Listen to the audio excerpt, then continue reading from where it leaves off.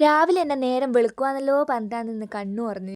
ജമ്മുവിൽ വന്നിട്ട് 3 ദിവസമായെങ്കിലും ഞാൻ ഇതുവരെ 10 മണിക്ക് മുന്നേ എണീച്ചിട്ടില്ല.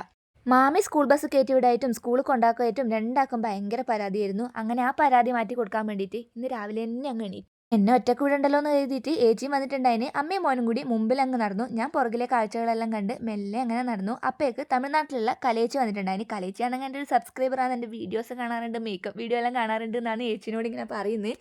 എന്നാ പിന്നെ എൻ്റെ സബ്സ്ക്രൈബറാ, യൂട്യൂബിലൊന്ന് കാണിച്ചേക്കാന്ന് കരുതി ഓരോട് ഞാൻ എൻ്റെ വീഡിയോയിൽ വരാൻ പറഞ്ഞു. ഓറ് ആദ്യം കാണിച്ചെങ്കിലും പിന്നെ വന്നു. പിന്നെ എൻ്റെ കുട്ടീൻ്റെ വണ്ടി വന്നു. ഓൻ വേഗം ഓടി കയറി. എന്താണെന്ന് വെച്ചാൽ സൈഡ് സീറ്റ് പിടിക്കുന്നത്. അതിപ്പോൾ എല്ലാം എവിടെയാണെങ്കിലും കേരളത്തിലാണെങ്കിലും ജമ്മുവിലാണെങ്കിലും സൈഡ് സീറ്റ് മുഖ്യമല്ലേ. പിന്നെ നമ്മൾ വീട്ടിലെത്തുമ്പോഴത്തേക്കും അടുത്ത ആൾ റെഡി ആയിട്ടുണ്ടായിന്. മൂപ്പർക്കിന്ന് ടൂറാണ്, ചെറിയൊരു പിക്നിക്ക് അടുത്തുള്ളൊരു പാർക്കിലെങ്ങാനാണ്.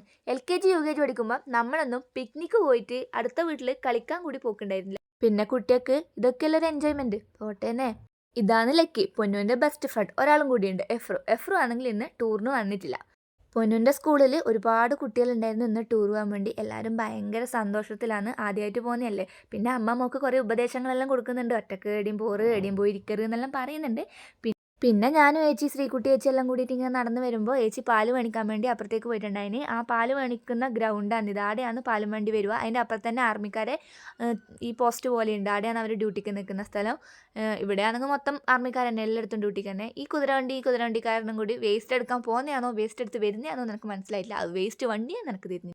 ഇത് ആർമി സ്കൂളിലെ കുട്ടികൾ ബസ് കയറാൻ നിൽക്കുന്നതാണ്. പിന്നെ വേഗം നമ്മൾ വീട്ടിലേക്ക് പോയി. അന്നേരം 2 മൈനകൾ ആടെ ഇരുന്ന് വർത്താനം പറയുന്നുണ്ടായിരുന്നു. അപ്പോൾ ഓക്കെ ഗൈസ്, ബൈ.